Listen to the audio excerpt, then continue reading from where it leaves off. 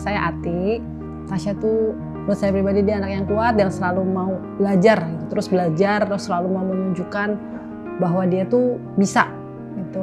Pada waktu dia lahir itu di rumah sakit, dokter memang udah, waktu saya pulang tuh dikasih note gitu bahwa ini ukuran kepalanya agak besar, agak sedikit besar dibanding sama yang normal. Sebelum setahun dia sebenarnya kita sebenarnya struggling juga ya, karena dia walaupun sudah bisa berbicara tapi dia belum bisa jalan, akhirnya dia bisa jalan pakai sepatu khusus juga kan.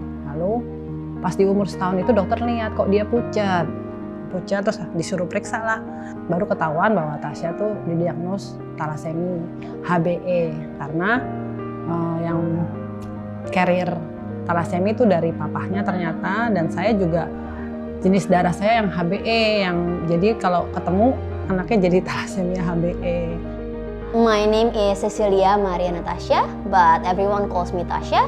And I am now 29 years old, and I work as a business manager in an edutech company, and I am a thalassemia survivor. Thalassemia is a genetic blood disorder.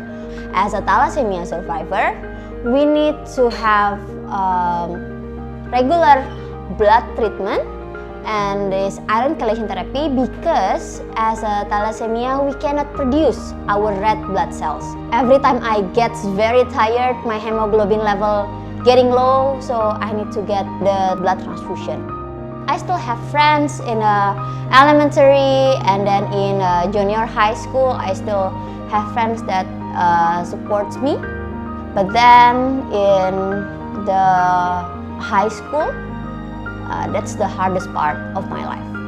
So I don't really have a friend in high school because they already have a stigma for me being a liar, because I was absent very often. And so what I do, I prove to them that I got the highest score at school. What makes me keep going is a goal. Oh, my goal at that time. My goal is to prove them wrong at that time, because when I get bullied at that darkest time, also I have a friend in my church that are very supportive. They know that I have thalassemia, but then they did not limit me, but they support me. So when I open up in semester 5, I open up to the friends in the university.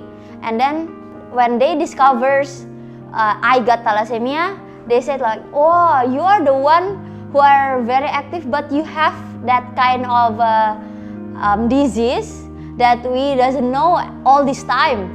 I am not praying that bad times to pass, no, but God to give me strength.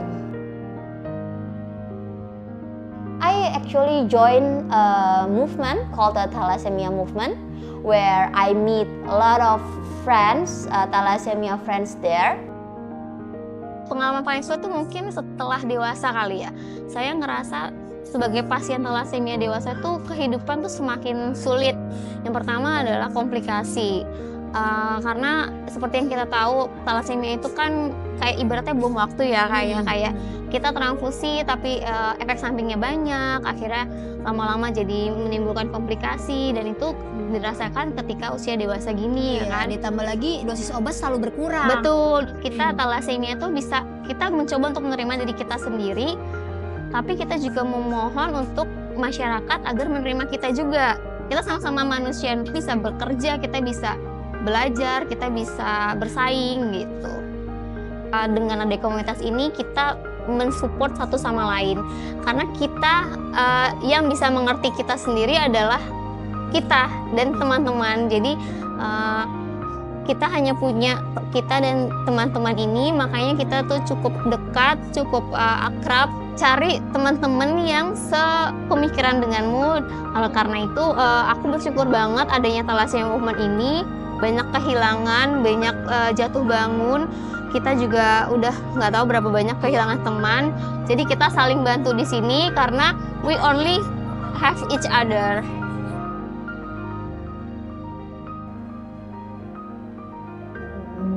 Penyintas thalassemia itu butuh support system yang karena mereka sendiri udah menghadapi keadaan spesial mereka itu sudah cukup berat ya. Maksudnya sekarang Tasya tuh 3 minggu, ada yang 2 minggu harus ke rumah sakit, harus udah beradaptasi dengan jarum, dengan obat-obatan minum dan segala macam. Itu buat mereka kan berat ya.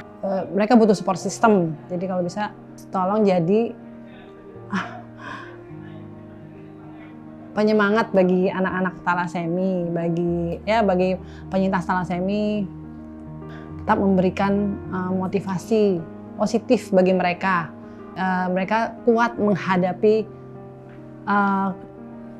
rutinitas mereka gitu. Jangan pernah menyerah lah.